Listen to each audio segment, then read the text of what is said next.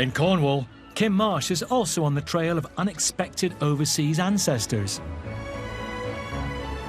Kim's DNA shows she's actually 8% Iberian. Bit of a shock given your average Brit is only around 2% Iberian. And the closest anybody in her family gets to Mediterranean looks is her dad, and he's from Cornwall. It's beautiful. I'm so happy to be here. So she's come to meet geneticist Stephen Leslie, an expert in the particular DNA of the Cornish people. What I'm really intrigued to find out is about the Iberian side of my DNA. So I'm hoping you can help me with that. I hope so too. Okay. So, one of the most interesting things we found was that we could break Britain into small little groups of people based on their genetics alone, including Cornwall, which completely separated from the rest of the UK, almost perfectly on the county line. So we know that there are genetic differences between people from Cornwall and people from the rest of the UK. In fact, every region of Britain has its own particular DNA quirk. People in the north of England tend to have more Scandinavian DNA, thanks to migrations from ancient Viking lands.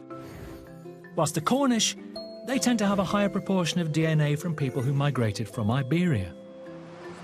I find that quite fascinating, that in Cornwall they have a different kind of DNA makeup. But why is that? There's a story around these parts, around much of coastal Britain, that the Spanish Armada, sailors who swam ashore from the Spanish ships, brought their DNA into Britain. Okay.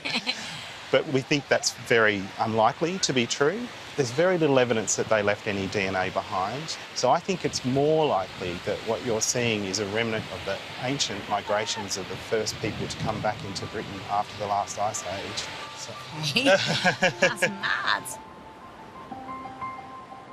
16,000 years ago, the whole of Britain was uninhabited, covered in a thick layer of ice. But the eventual melting of the glaciers revealed a rich, fertile and inviting land.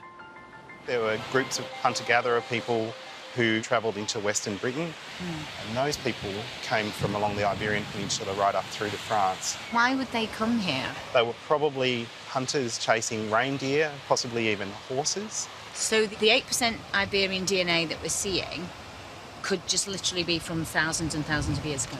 That's right. It's amazing. It's amazing. Or I'm just the milkmans.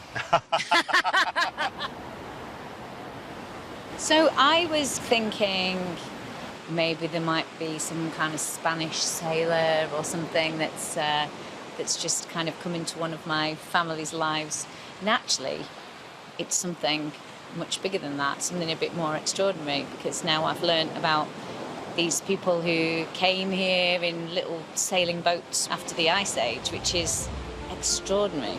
And that I've still got some of that DNA from all those thousands and thousands of years ago. You know, I mean, it's just amazing.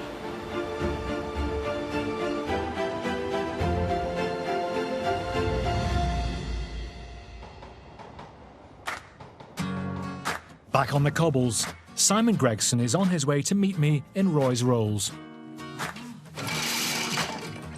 Like his Corrie alter ego Steve MacDonald, Simon has always had a somewhat larger-than-life personality. But we get back from the registry office at 1 o'clock, and I want flowers everywhere, without spending any more money, obviously. I'm, love life, it's like, yeah, let's go crazy, let's do this. And I'm wondering whether that's like a running theme through the family. Is that something that passes down, or is that something that is in your DNA? See whether there was any kind of performers. A born entertainer, Simon wants to find out if there are any glittering stars in his family's past. Are we from a long line of extroverts? Watch this space to find out.